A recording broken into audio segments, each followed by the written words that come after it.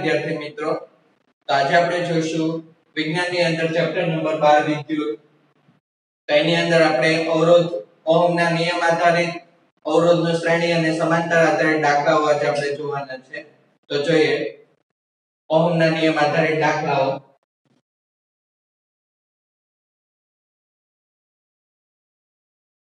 પહેલી રકમ છે, જો વિદ્યુત બલ્બમાં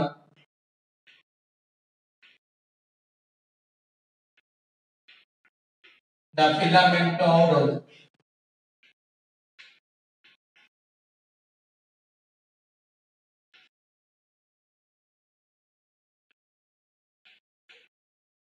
1200 ઓહમ હોય અને તેને 220 વોલ્ટના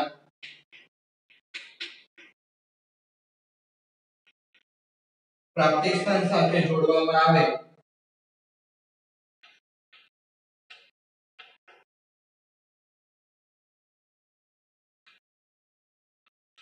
તો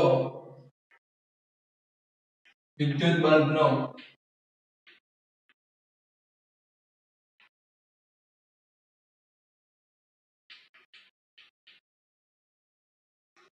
કેટલો પ્રવાહ ખેંચાશે.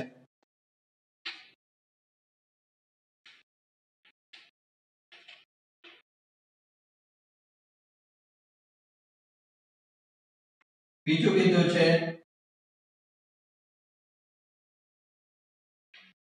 વિદ્યુત હીટરની કોઇલનો અવરોધ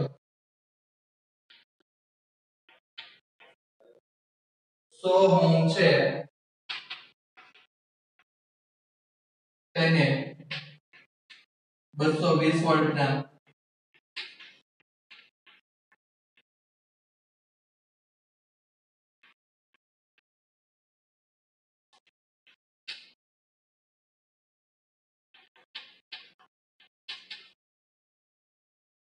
પ્રાપ્તિસ્થાન સાથે જોડતા કેટલો વિદ્યુત પ્રવાહ ખેંચાશે.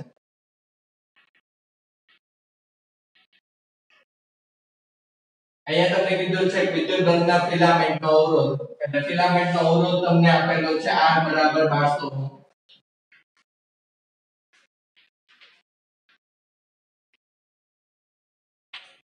અને તેને 220 વોલ્ટના પ્રતિસ્થાન સાથે જોડેલું છે, એટલે વોલ્ટેજનું મૂલ્ય તમને આપેલું છે 220 વોલ્ટ. તો વિદ્યુત બલ્બમાંથી કેટલો પ્રવાહ ખેંચાશે એટલે આપણે I નું મૂલ્ય શોધવાનું છે. આ રીતે આપણે આકૃતિ દ્વારા દર્શાવીએ.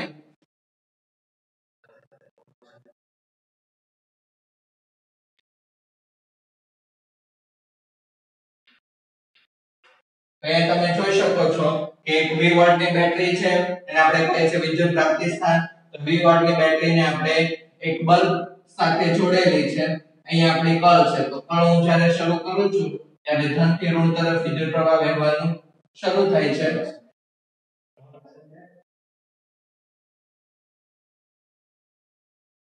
ધનથી ઋણ તરફ વિદ્યુત પ્રવાહ વહેવાનું શરૂ થાય છે. અહીંયા તમને આપેલો છે આ બલ્બ જે છે એના વચ્ચેનો જે ભાગ છે એને આપણે કહીએ છીએ બલ્બની ફિલામેન્ટ. તો બલ્બની ફિલામેન્ટ જે છે એનો અવરોધ R બરાબર તમને આપેલો છે 1200 વોલ્ટ અને 20 વોલ્ટની બેટરી છે, તો એના વોલ્ટેજ તમને આપેલા છે 220 વોલ્ટ. અવરોધ જે આપેલો છે એ છે 1200 ઓહમ. તો આની અંદરથી પસાર થતો પ્રવાહ I આપણે શોધવાનું છે. આપણે લખી શકીએ ઓહમના નિયમ અનુસાર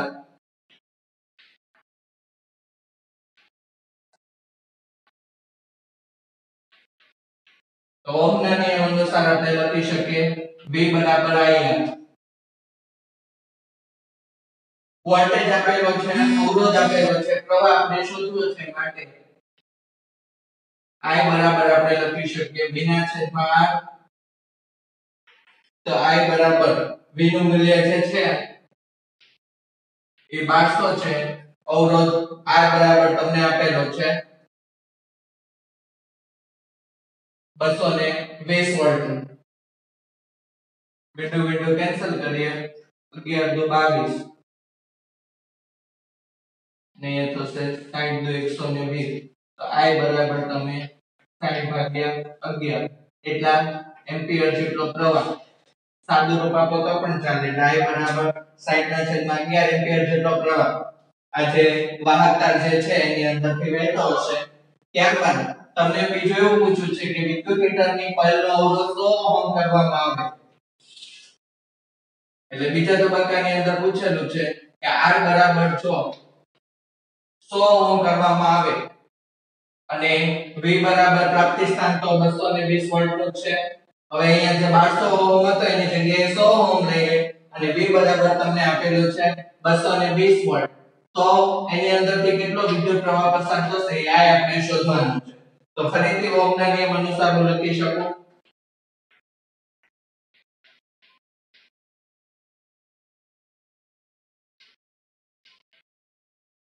V બરાબર IR. ફરીથી I ને સૂત્રનો કરતા બનાવો આપણે લખી શકીએ V ના છેદમાં R માટે I બરાબર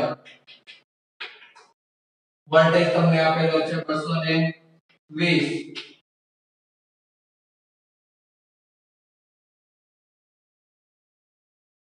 અને અવરોધનું મૂલ્ય આપેલું છે 100 ઓહ્મ. I બરાબર આપણે લખીએ 22 ના છેદમાં 10 એટલે થશે 2.2 એમ્પિયર.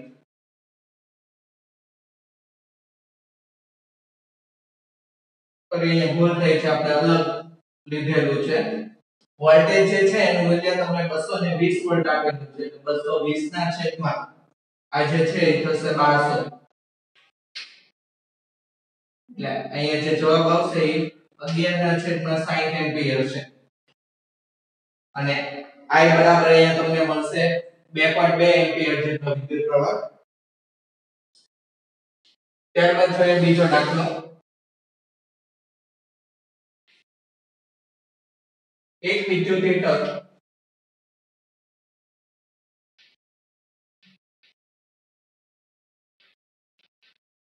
પ્રાપ્તિ સ્થાનમાંથી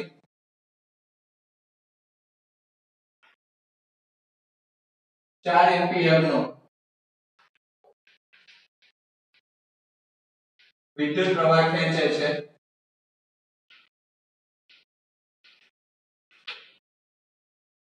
ત્યારે તેના બે છેડા વચ્ચેનો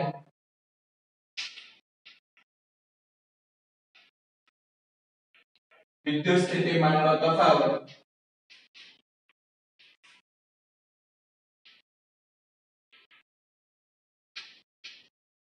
60 વોલ્ટ છે. જો વિદ્યુત સ્થિતિમાનનો તફાવત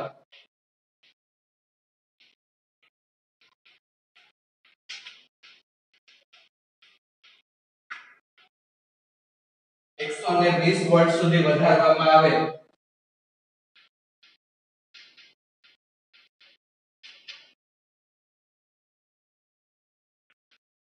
તો હીટરમાંથી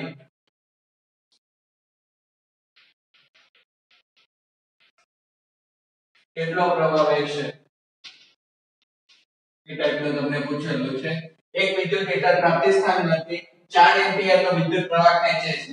એટલે I બરાબર તમને આપેલું છે 4 એમ્પિયર. ત્યારબાદ તેના બે છેડા વચ્ચે વિદ્યુત સ્થિતિમાનનો તફાવત એટલે V બરાબર આપેલું છે તમને 60 વોલ્ટ. હવે I તમને 4 એમ્પિયર આપેલું છે અને V બરાબર તમને આપેલું છે 60 વોલ્ટ. તો ઓહમના નિયમ અનુસાર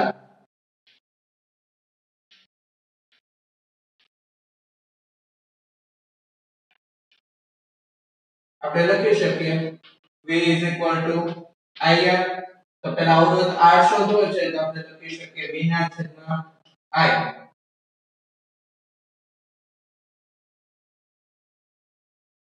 અવરોધ R શોધવો છે તો આપણે લખી શકીએ V ના છેદમાં I.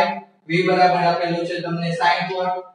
I નું મૂલ્ય જે છે એ તમને આપેલું છે 4 એમ્પિયર. 15 ચોક 60 એટલે તમને અવરોધ જે મળશે એ 15 ઓહમ નો મળશે. એટલે પહેલા પરિસ્થિતિની અંદર અવરોધ તમને મળે છે 15 ઓહમ નો. હવે તમને એવું કીધું છે કે જો વિદ્યુત સ્થિતિમાનનો તફાવત પહેલા 60 વોલ્ટ હતો એની જગ્યાએ હવે આપણે 120 વોલ્ટ કરી નાખીએ એટલે V બરાબર તમે કરી નાખો છો 120 વોલ્ટ અવરોધનું મૂલ્ય R તો તમને મળેલું છે 15 ઓહ્મ તો વાહકતામાંથી એટલે કે હીટરમાંથી કેટલો પ્રવાહ વહેશે એટલે આપણે I શોધવાનું છે તો ફરીથી ઓહમના નિયમ અનુસાર આપણે લખી શકીએ V બરાબર IR હવે I આપણે શોધવો છે તો I બરાબર આપણે લખી શકીએ V ના છેદમાં R તો I બરાબર વોલ્ટેજનું મૂલ્ય તમને આપેલું છે 120 અને I બરાબર આપેલું છે R બરાબર આપેલું છે 15 તો 120 ના છેદમાં 15 એટલે પ્રવાહ વહેતો હશે 8 એમ્પિયર નો 15 * 120 તો પ્રવાહ જે છે એ 8 એમ્પિયર જેટલો હશે તો આ તો જે છે એ પણ ઓહમના નિયમ આધારિત દાખલો છે હવે જોઈએ ત્રીજો દાખલો એવો છે કે આપેલ દ્રવ્યમાં L લંબાઈ અને A ક્ષેત્રફળ ધરાવતા તારના દ્રવ્યનો અવરોધ તમને આપેલો છે 4 ઓહમ એટલે વાહકતા જે છે એ વાહકતાની લંબાઈ જે આપેલી છે એ તમને આપેલી છે L ક્ષેત્રફળ જે આપેલું છે વાહકતાનું એ A લંબાઈને આપણે લાઈન વડે દર્શાવીએ છીએ એટલે લંબાઈ તમને આપેલી છે ક્ષેત્રફળ આપણે દર્શાવીએ છીએ એરિયા વડે વાહકતાનું ક્ષેત્રફળ આપેલું છે A તો L લંબાઈ અને A જેટલું ક્ષેત્રફળ ધરાવતા તારના દ્રવ્યનો અવરોધ R બરાબર તમને આપેલું છે 4 ઓહમ તો લંબાઈ ક્ષેત્રફળ અને અવરોધ આ ત્રણ વસ્તુઓ આપેલી છે તો એના આધારે અવરોધકતાનું સૂત્ર મૂકો અવરોધકતા જેને આપણે દર્શાવીએ છીએ ρ વડે તો ρ બરાબર છે R ના છેદમાં L ρ બરાબર R તમને આપેલો છે 4 ઓહમ અને ક્ષેત્રફળ જે છે એની જગ્યાએ A જ આપેલું છે અને લંબાઈ જે આપેલી છે એ L આપેલી છે એટલે ρ ની કિંમત આપણને મળી ગઈ 4a/L હવે બીજી પરિસ્થિતિ જે છે એની અંદર તમને એવું કીધું છે કે લંબાઈ જે પહેલા હતી એના કરતા અડધી કરી નાખવામાં આવે છે એટલે ત્યારબાદ લંબાઈ જે છે એ આપણે L ની જગ્યાએ L/2 લઈએ છે અને આક્ષેપનું ક્ષેત્રફળ જે A હતું એ બમણું કરી દેવામાં આવે છે એટલે ક્ષેત્રફળની જગ્યાએ તમે 2a કરી દો તો ક્ષેત્રફળ પહેલા A હતું એની જગ્યાએ ક્ષેત્રફળ બમણું કરી દેવામાં આવે છે અને લંબાઈની અંદર અડધી કરી દેવામાં આવે છે એટલે કે લંબાઈની અંદર ઘટાડો કરવામાં આવે છે તો ત્યારે વાહકતાનો અવરોધ કેટલો થશે ને તે આપણે જોવાનું છે તો ફરીથી હું અવરોધકતાનું સૂત્ર મૂકું કે ρ R/L એમાં ρ ની કિંમત તમને અહીંયા મળી ગઈ છે ρ ની કિંમત જે છે 4a/L તો ρ ની જગ્યાએ હું લખી દઉં 4a/L બરાબર અવરોધ જે છે એ આપણે શોધવાનો છે ક્ષેત્રફળ જે છે એ 2a થઈ જશે અને લંબાઈ જે છે એ L/2 જેટલી થઈ જશે આપણે લખીએ કે 4a/L આમ છેદનો છેદ વિયો જશે અંશમાં એટલે 2 * 2 = 4 અહીંયા થઈ જશે 4a/R/L 4a/L જે છે એ કેન્સલ તો R બરાબર અહીંયા કાઈ વધ્યું નથી તો એ મળશે 1 ઓહમ આપણે આગળ અવરોધકતા જે છે એની અંદર જોયું તો કે વાહકતાની લંબાઈ જે છે એની અંદર ઘટાડો કરવામાં આવે તો અવરોધનું મૂલ્ય જે છે એ ઘટી જાય છે આ રીતનું કે જેટલો લાંબો વાહકતા અવરોધકતાનું મૂલ્ય જે છે અથવા વાહકતાના અવરોધનું જે મૂલ્ય છે એ લંબાઈના સમપ્રમાણમાં અને ક્ષેત્રફળના વ્યસ્ત પ્રમાણની અંદર હોય છે તો લંબાઈ જેટલું ઘટાડશો એટલો આપણો અવરોધનું મૂલ્ય જે છે એ ઘટે છે ક્ષેત્રફળના વ્યસ્ત પ્રમાણ એટલે ક્ષેત્રફળ જેટલું વધશે એટલું અવરોધનું મૂલ્ય ઘટે છે ત્યારબાદ બીજો દાખલો તમને એવું કીધો છે કે 20 ઓહમના અવરોધ ધરાવતા એટલે R નું મૂલ્ય તમને આપેલું છે 20 ઓહમ અવરોધ ધરાવતો એક વિદ્યુત બલ્બ 4 ઓહમના અવરોધ ધરાવતા વાહકતા સાથે 6 વોલ્ટની બેટરી સાથે જોડાયેલ છે આ રીતે આકૃતિ દ્વારા હું દર્શાવું છું કે 20 ઓહમનો અવરોધ ધરાવતો એક વિદ્યુત બલ્બ આપેલો છે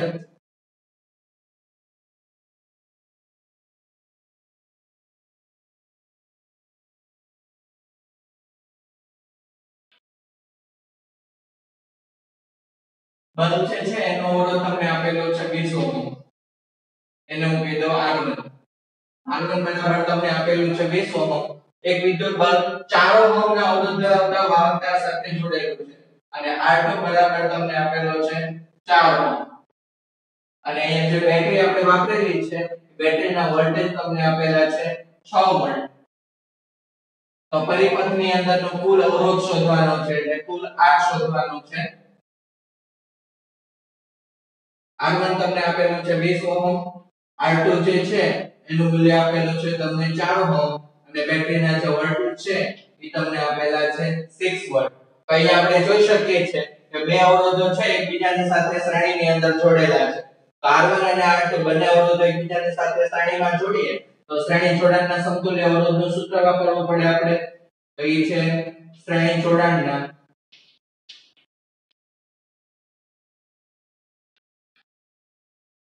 સમતુલ્ય અવરોધનું સૂત્ર. R બરાબર આપણે લખી શકીએ R1 R2. એટલે પરિપથનો કુલ અવરોધ પહેલો શોધવાનો છે તો પરિપથનો કુલ અવરોધ એટલે કે થશે R.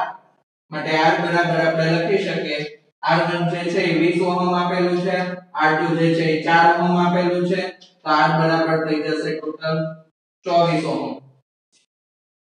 ત્યારબાદ એક કીધું છે પરિપથમાંથી વહેતો વિદ્યુત પ્રવાહ શોધો. હવે R આપણી પાસે મળી ગયો છે, વોલ્ટેજ V પણ તમને આપેલો છે, તો ઓહમના નિયમ અનુસાર આપણે લખી શકીએ ઓહમના નિયમ અનુસાર V બરાબર થશે IR. તો પરિપથમાંથી વહેતો પ્રવાહ શોધવો છે તો I બરાબર થશે V ના છેદમાં R. વોલ્ટેજ V બરાબર આપેલા છે તમને 6, આ આપેલો છે અવરોધ R જે છે એ ટોટલ તમને મળ્યો 24 ઓહમ. 6 ભાગ્યા 24 એટલે થશે 0.25 એમ્પિયર. ત્યારબાદ વિદ્યુત બલ્બના બે છેડા વચ્ચે વિદ્યુત સ્થિતિમાનનો તફાવત. હવે વિદ્યુત સ્થિતિમાનના બે છેડા વચ્ચે એટલે કે બલ્બ જે છે એના બે છેડા વચ્ચે આ જે છેડો છે એના વોલ્ટેજનું મૂલ્ય થાય V1 અને અહીંયા જે છેડો છે R2 વાળો એના વોલ્ટેજનું મૂલ્ય થાય V2.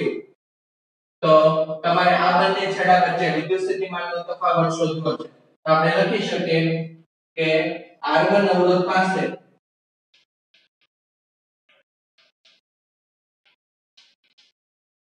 વોલ્ટેજ થશે V1 બરાબર IR1. કારણ કે I જેટલો પ્રવાહ છે અહીંયાથી પસાર થઈ રહ્યો છે એ પ્રવાહ બંનેની અંદરથી સરખો પ્રવાહ પસાર થશે. અહીં આપણે કર્વ શરૂ કરીએ એટલે કે તૃતીય તરફ વિદ્યુત પ્રવાહ વહેવાનું શરૂ થાય છે. તો V1 બરાબર ઓહમના નિયમ અનુસાર R1 અવરોધ પાસે વોલ્ટેજ છે V1. તો ઓહમના નિયમ અનુસાર અહીંયા કેમ આપણે V બરાબર IR સૂત્રનો ઉપયોગ કર્યો એમ V બરાબર આપણે લખી શકીએ IR1.